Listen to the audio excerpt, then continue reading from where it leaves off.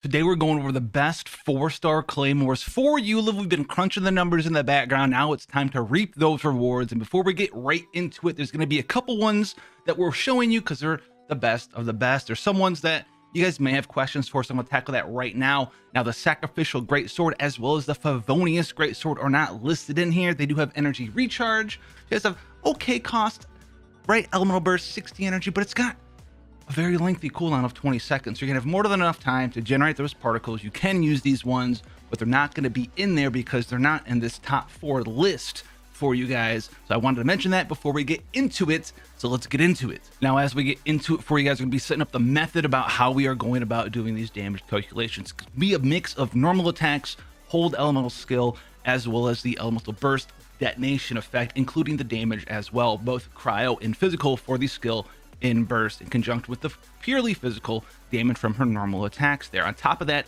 each of these weapons are using the same build because it's the same best build for everyone here. We're using 4-piece Pale Flame sets. You can get those max stacks relatively easily here because she's got a 4-second cooldown on the press version of her elemental skill. So 18% attack, 50% physical damage. That is what we like to see there. We're also using a crit chance main stat circlet.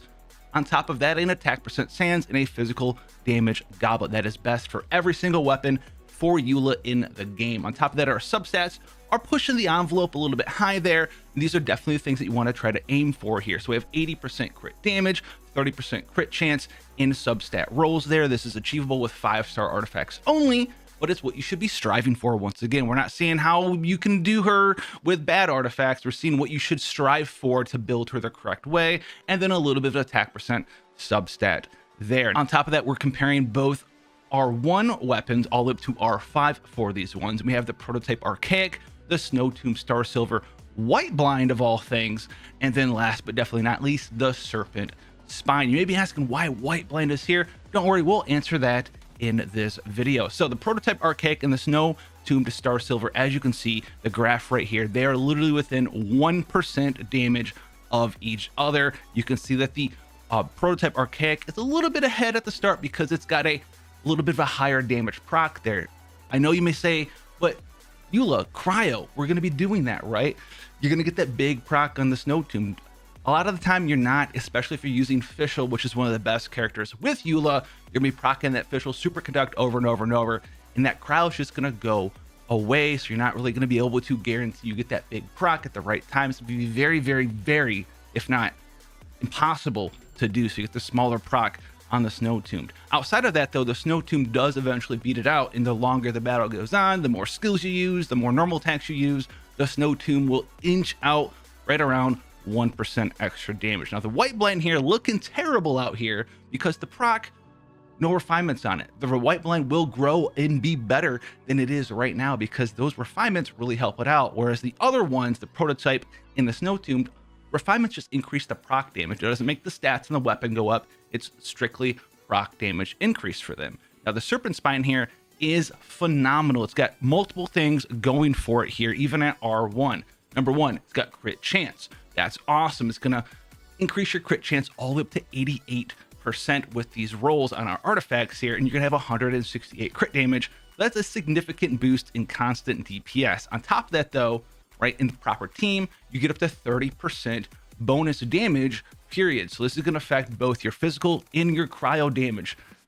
Eula is primarily physical damage, but you are doing some cryo damage here and there, and this is going to give you 30% bonus damage through that little bit of cryo. So you have a lot of things going for it. That 30% is applied everywhere. That extra crit chance is insanely strong. So this is going to definitely be the best of the best for R1 weapons, with White Blind being significantly worse than the other two, Archaic or Snow Tombed, once again right on top of each other there. But how does this change when we go into the R5 versions of these weapons? Now, Prototype Archaic here in the Snow Tomb Star Silver, like we said before, weapon stats on these weapons don't really change, right? You're still hitting the same attack percent, you're still hitting the same damage bonus, crit rate, crit damage, all of that is still the same. What changes here is the proc. So Archaic, a little bit more damage right away because of that proc. Snow Tomb, same thing, proc a little bit higher there.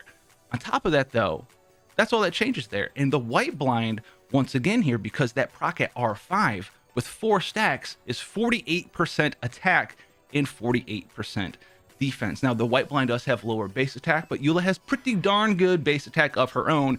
And so that levy, that change between the attack percent of 48 up from 24 doubles from the R1 version, and it's going to allow you to catch up over time, right? Those procs set those two weapons up above white blind later on, but you can see, especially when you pop that elemental skill hold and then the elemental burst damage, that attack percent, kind of similar to what we talked about with the Serpent Spine, is applicable to everything, whether it's cryo damage or physical damage. So the white blind is going to give you significant defense, especially going to be helpful later on if you're using a shielder like Zhongli or Noelle or someone out there, possibly Diona in your team. That shield's going to last longer. You're going to be safer that entire time, and you're going to have defense from the white blind proc, as well as the Grimheart stacks on Eula. So your defense is going to be exceptionally high, possibly reaching up to nearly 2k in some scenarios there, because that's pretty decent there. You're looking at, I don't know, 170, 180% bonus defense, which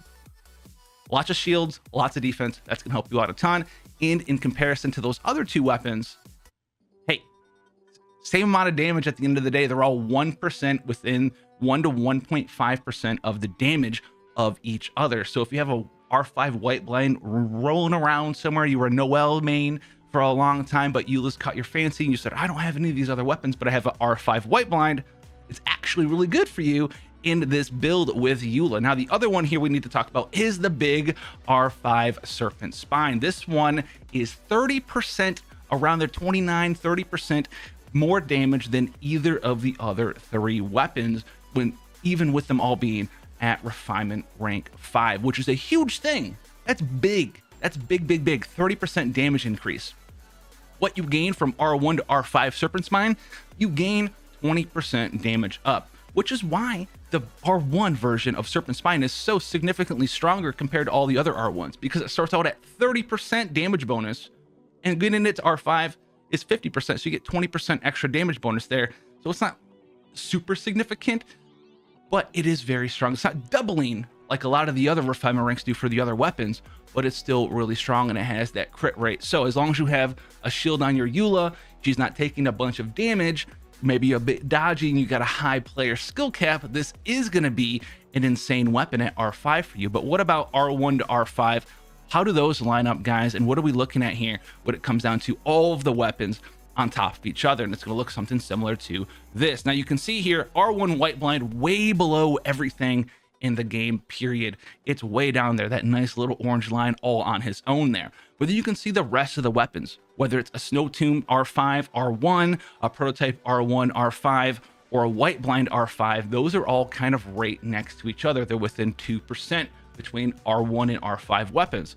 That is very good, because it means that she's very flexible as a character. No matter what weapon you're picking between this, the weapons here, the Snow Tomb, the Archaic, or the R5 white blind, you're going to be doing a lot of the same similar stuff. And if you want to approach that more tankier build, right, you have a Zhongli shield on there, and you want it to last longer, because the longer that shield's on, the longer you get that physical damage decrease, right, the Impero for the resistances, as well as the cryo resistance from the Zhongli shield as well. So you're going to have a tanky character dishing out damage, and it's going to be a good time there. But if you're going for the big damage, R1 Serpent Spine beats out everything, no matter if it's an R5 white blind, an R5, you know, big old Snow Tomb Star Silver prototype Archaic. It doesn't matter. The R1 Serpent Spine beats that out. So as long as you can maintain those max stacks, right, with the shielder, Diona, Zhongli, maybe Noelle once again out there, it's going to be a very, very good weapon for you there. So if you don't have any other weapon, right, you don't have any blueprints, you don't have any prototypes laying around,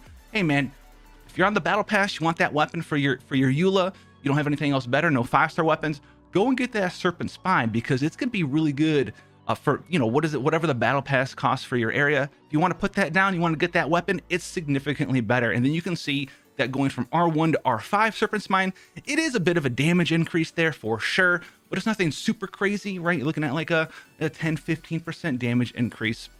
Well, that's for 4 ranks. That's 4 more battle passes, another $40 to get 10-15% more damage. You can just stick with the R1 if you want to and build around her that way, guys. And it's actually kind of mind-blowing for me that the white blind was just that good in comparison to a lot of the other things that you can have there. It's not the craziest thing ever, but it's definitely up there at R5 in sticking with the other 4-star weapons that you can have access to outside of the Serpent Spine, and it does give you those nice defensive bonuses, which I was really surprised about there. So let me know what weapon you were the most surprised about, if this helped you guys out, whether you wanted to pick between Serpent Spine, Snow Tomb, Prototype, Archaic. You can't really go wrong with it. Just don't pick R1 White Blind, and Serpent Spine is by far and away. But remember, if you're not good at the game, you're getting hit, or you're not using a shield character with your Eula, you're not maintaining those stacks on Serpent Spine, it will be significantly worse, because the ability is not going to give you 30% damage bonus. It's going to give you 0 damage bonus. So if you guys want to see more Genshin Pet content, more Eula content when she comes out, because we are going to be pulling for her eventually when she comes out, hopefully we'll get her. We should be really close to Pity.